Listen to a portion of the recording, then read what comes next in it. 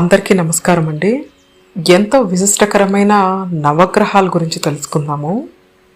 మన జ్యోతిష్య శాస్త్రం ప్రకారం మానవ జీవితానికి విధిని ప్రభావితం చేసే 9 గ్రహాలను నవగ్రహాలని సూర్యుడు, చంద్రుడు, కుజుడు, బుధుడు, గురువు, శుక్రుడు, శని, రాహువు, కేతువు అని అంటారు. ఇవి దేవతలుగా పూజింపబడి దోష నివారణకు శాంతి పూజలు, ప్రదక్షిణాలు చేస్తారు. ఈ గ్రహాల స్థానం జాతక ఫలితాలను నిర్దేశిస్తూ ఉంటాయి.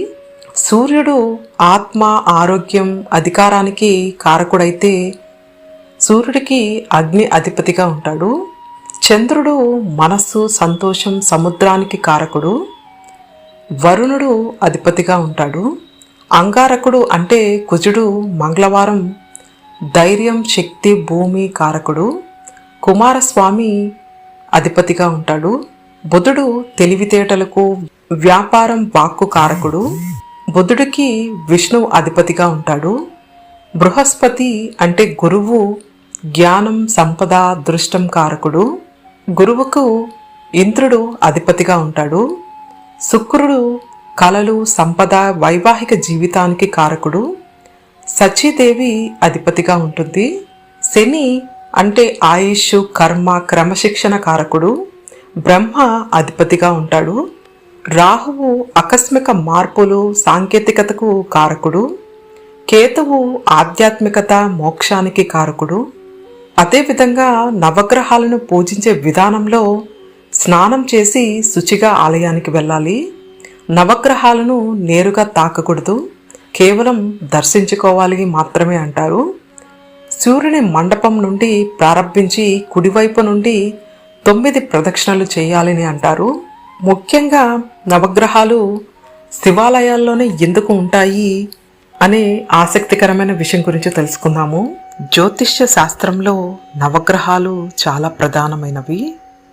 అనంత విశ్వంలో కంటికి కనిపించే సూర్యుడు, చంద్రుడు, నక్షత్రాలు, కొన్ని గ్రహాల పరిశీలన ప్రాణులపై వాటి ప్రభావంతో వాతావరణంలోని క్రమబద్ధమైన మార్పులు, వాటికి మానవ జీవితంలో ఉన్న సంబంధము మొదలైనవి జ్యోతిష శాస్త్ర ఆవిర్భావానికి కారణమయ్యాయి.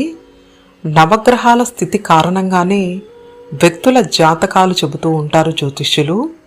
ఈ క్రమంలో ఏమైనా గ్రహదోషాలు ఉంటే కొందరు పూజలు కూడా చేసుకుంటూ ఉంటారు.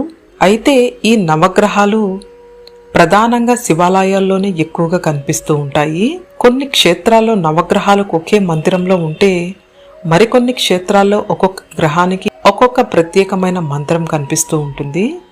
కానీ నవగ్రహాలు ఎలా కొలువై ఉన్నా అవి ఎక్కువగా శివాలయాల్లోనే ఎందుకు ఉంటాయంటే నవగ్రహాల్లో ఒక్కొక్క గ్రహానికి ఒక్కొక్క అధిష్టాన దేవతను నియమించింది శివుడే.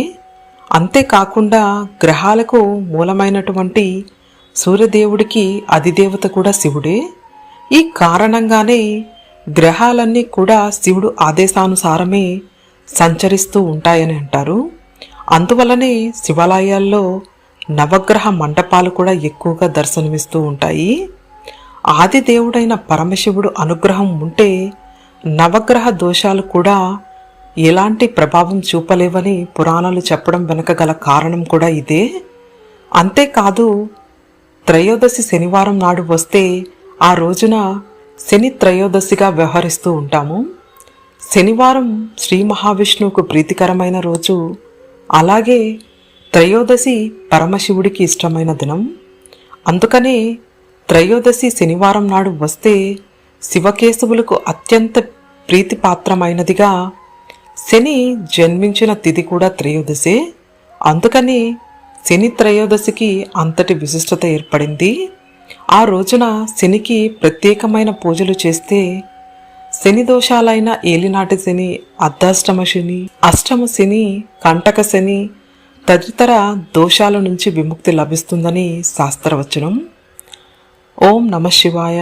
ఓం నమో నారాయణాయ. గోవింద హరి గోవింద.